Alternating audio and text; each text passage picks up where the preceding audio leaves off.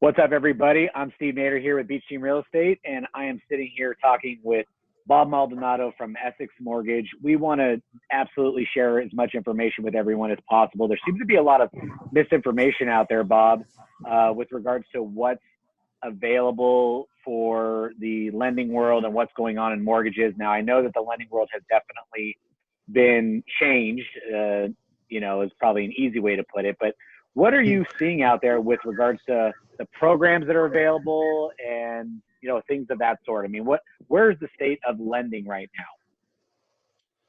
I would say, most of the programs are still available out there for the traditional lending atmosphere.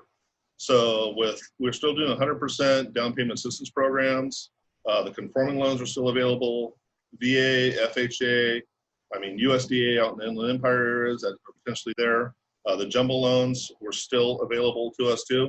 So, and as far as the lending world is concerned, everything is pretty straight. Everything's going very well. We're still doing a lot of pre-quals. We're doing a lot of refis. So the programs are still all available. We're closing loans still in less than 30 days. So I would say, great. Yeah.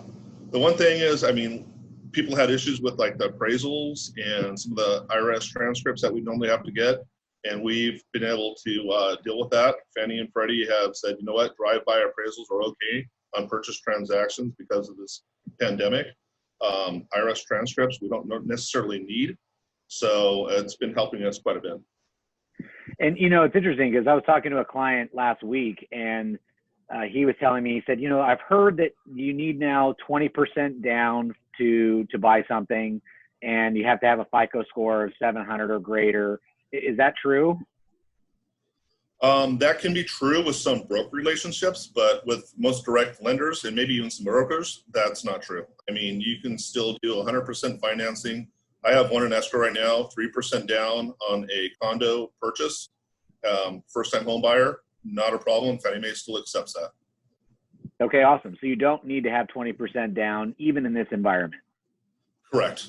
No, not at all. It's still the same, 3% to no money down, depending on your criteria. Okay, good. The second thing I want to talk about are refis. With refinancing right now, it seems to be a big push out there because the rates are at historic lows. So what kind of refinancing activity are you seeing and how is that affecting the pipeline of business? I think refinances are up quite a bit, actually. I would say normally my ratio is about 70-30, 70% purchase, 30% refis. And right now it's about 50-50. A lot of my past clients are refinancing to reduce the rate. And a lot of them actually are pulling cash out. They're willing to, instead of moving, they're doing upgrades or additions or maintenance to their homes. And so they're taking advantage of the low rates to make those improvements or do debt consolidation. So refis are definitely pushing the ratios from 70-30 to 50-50 in my market. Okay, and how long is the refinance process out there? What's the timeline people can expect? 30 days, just like a purchase. Purchases we're doing within 21 to 30. Refis about 30 days. So you're telling me that the sky is not actually falling? The sky is not falling. Okay. Everything's going very well. We're very busy as a company. We've hit some record levels in the last couple of months, and I've heard from other companies too. I know a lot of people. I've been in the business 23 years, and talking to other loan officers, they're just as busy as too.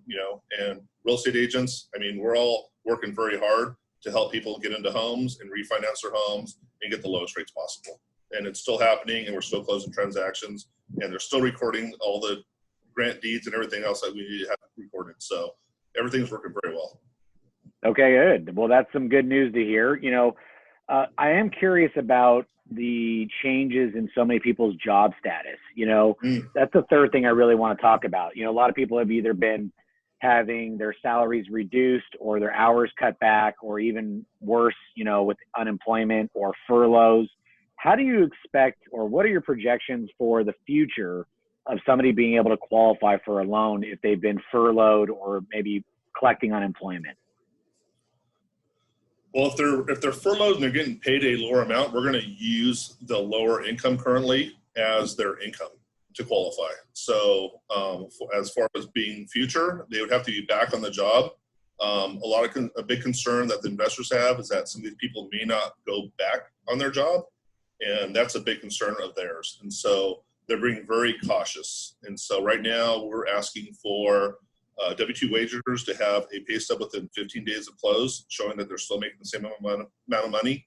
And also for self-employed people, we're asking for business bank statements to show that they still have the similar deposits that they had before.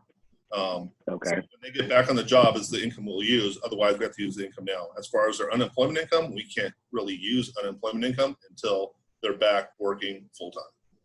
Okay, so hypothetically, somebody goes on furlough or they're receiving unemployment and it's a temporary situation. In 3 months, 6 months, they're back to work full time.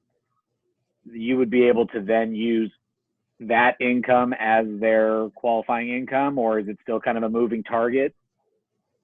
True, yes. So it's not a moving target. We'll use their existing income. It'll be a base pay. I mean, the people that are bonus or get tip income or have a lot of overtime income and they've been furloughed, they may have an issue with that at that time.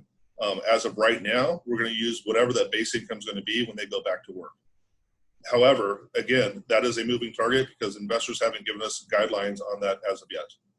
Okay, got it. So it's something we definitely want to monitor as the situation unfolds. Absolutely. Okay, cool. Well, listen, Bob, I really appreciate the time. Hopefully all you guys out there found this information to be useful.